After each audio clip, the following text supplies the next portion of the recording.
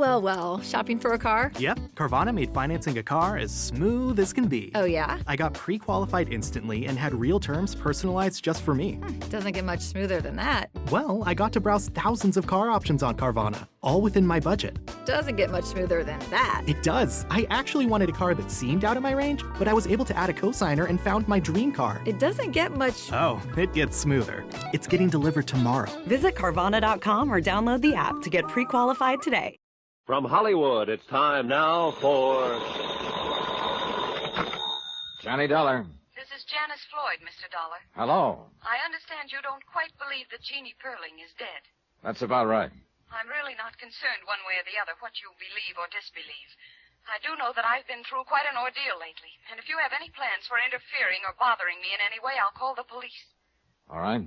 I hope you understand that. I do. Well then, goodbye. Goodbye.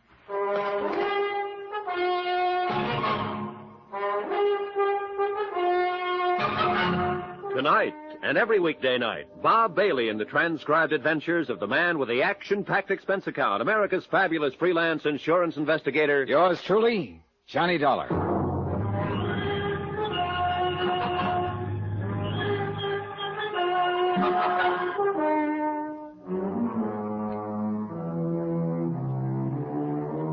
Expense account submitted by Special Investigator Johnny Dollar to Eastern Liability and Trust Company, Hartford, Connecticut. The following is an accounting of expenditures during my investigation of the Perling matter.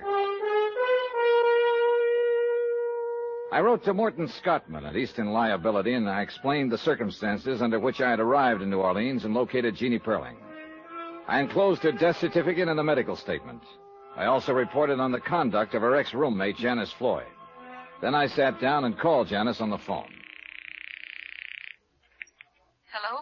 This is Johnny Dollar, Miss Floyd. Yes. I think it's time we had a talk. Mr. Dollar, we have nothing to discuss. I think we have. What? How you're being taken.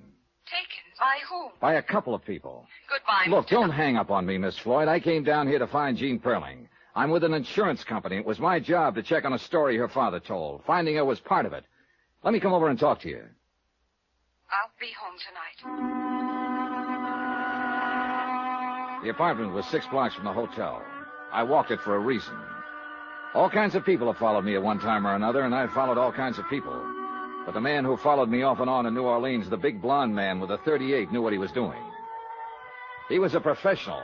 I made up my mind about that the first time I saw him. And I thought I was ready for him, but I wasn't.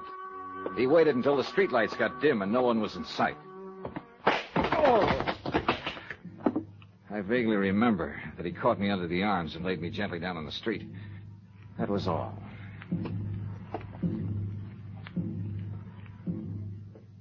Easy, buddy, easy. You've been making too much whoopee. Oh. You folks visiting down here ought to be more careful. Oh. Get your suit all dirty. I wouldn't have found you, but my cab conked out right here. My head, the side of my head. You must have fallen hard. You had enough for tonight, or you want to keep going? Oh, I've had plenty. Yes, sir. I'll call a doctor. No, help me. I'll be all right. You're upset. Easy now, easy. Thanks. What time is it? Almost midnight. 2 hours. Where you want to go? Ursuline Street. Get in, get in. Expense account item 16, $10 to one Good Samaritan cab driver who picked me up and dropped me at Janice Floyd's apartment. I was still weaving on my feet when I tapped on the door. Mr. Dollar, you've been hurt. Come in. I'm all right. Packing? Yes, I've decided to leave town. Tonight, as a matter of fact. Yeah, I thought it'd be something like that. Did a big fella, a blonde man, have anything to do with your decision to leave? That's none of your business. Let me tell you my business, Miss Floyd. I came down here to see Jean Perling. You saw her. She's dead. Yes, I saw her, dead. Yesterday, I mailed a copy of her death certificate to New York. Well, then what else? What other business? The man who came here yesterday and reported to you, the man who told you I'd left town and you could breathe easier again, the same man who called you later and told you I was still around, still asking questions. He's my business. He followed me on my way here tonight. He slugged me. I don't believe you're telling me the truth. What's his name? Any idea why he carries a gun? Carries a gun. You're making all this up. Why would I? I've got what I came for, or practically what I came for, legal proof of the whereabouts of one Gene Perling. If Al hit you, he was trying to protect me. Now, listen to me. I think I have pretty much of it in hand. Now, you tell me if I'm wrong. First off, you're not any Janice Floyd. I'd guess that Janice Floyd was the girl who died of leukemia. I've got her picture in my wallet. It was given to me by David Perling, who said it was his daughter. This is all crazy. Before you go into that, listen. I can have that body exhumed. I don't want to do it, but I will if I have to. Now, do you want me to do that? All right. I'm Jean Perling. And that was the Floyd girl who died?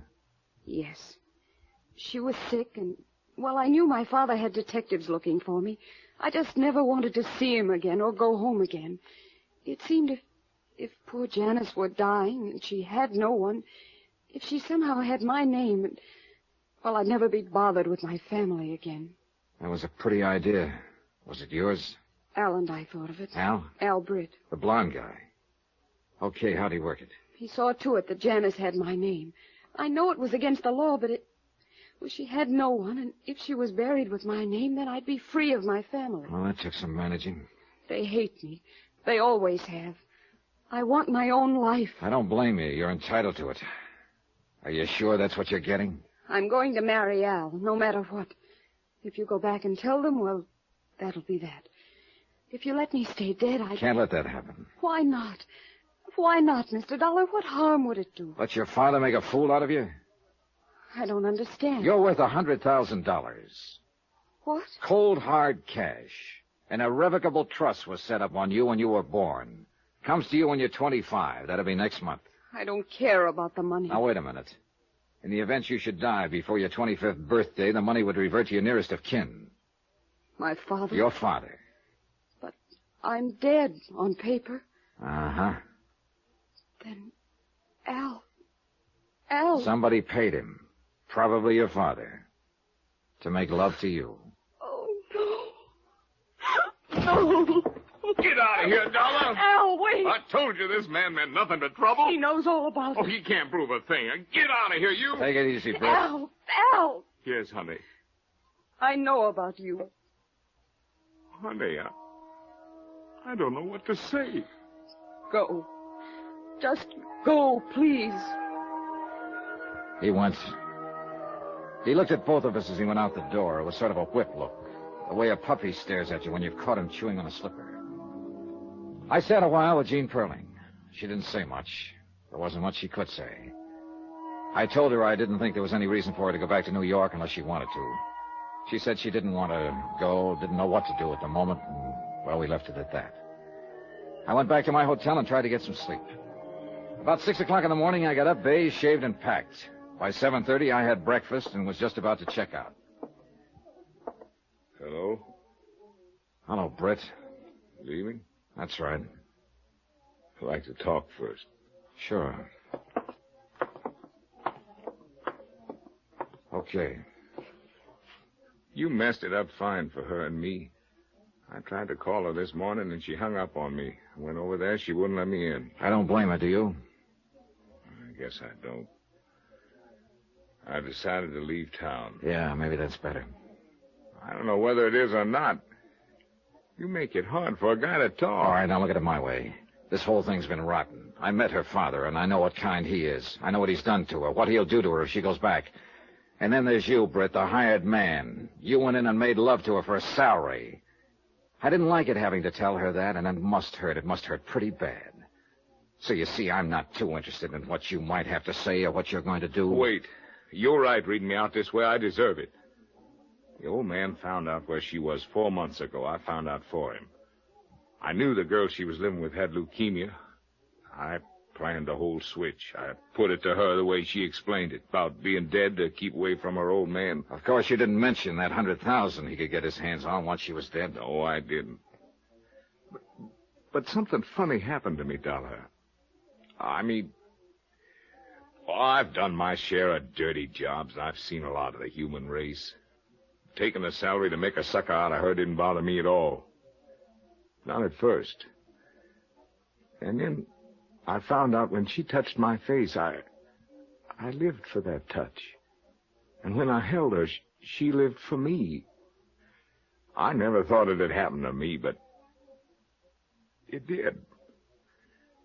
If you see her again, Dollar, tell her I was trying to stop it. I mean, all this part. But it was too late. Funny how things turn out, huh? Yeah. Funny. Expense account item 17, $42.13, hotel and board bill. Item 18, $101 even, airplane ticket back to Hartford. Item 19, $1 cab fare. I stopped by her apartment on my way to the airport. Oh, I thought you'd left, Mr. Dollar. Well, came to say goodbye. How's it going today? All right. I have some brandy. No, thanks. Jean, Yes? you going to New York? No, I'll stay here a while. I don't want to see my father or mother. How about Al Britt? He wants to see you. Let's not talk about him, shall we? Do you think I'm a nice girl? Do you think my $100,000 will attract a lot of nice, eligible young men to me? Do you think Oh, stop it. You'll burn your brakes. Johnny, Oh, no. Here. I know what he did. I know why he did it. But I love him. He did his job too well. Yeah. He could tell you what he started out to do and what happened to him with you. He could tell you if you let him. He told you? Yeah. What kind of a trick is it? No trick. Couldn't be. The guy's too mixed up. Tell you what, he'll try again.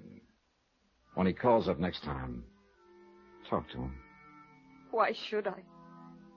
Because you may not have a mother and father or anyone else. But you do have him. And you will have him as long as he lives, if you want him. And that's what you've been looking for all your life. Someone to have. I'd take him if I were you.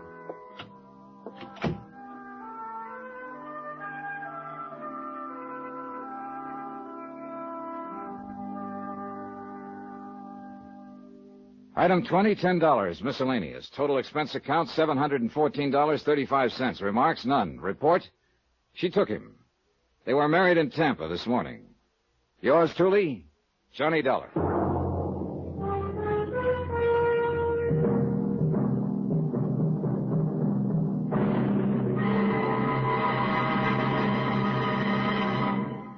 Now, here's our star to tell you about next week's intriguing story. Next week, a lonely girl, a fine young man, a gentle father, and one of them is a killer. Join us, won't you? Yours truly, Johnny Dollar.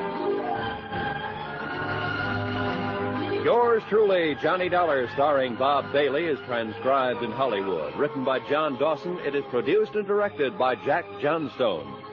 Heard in this week's cast were Mary Jane Croft, Forrest Lewis, Jeanette Nolan, Russell Thorson, Michael Ann Barrett, Jack Petruzzi, Barbara Fuller, Herbert Ellis, and Marvin Miller.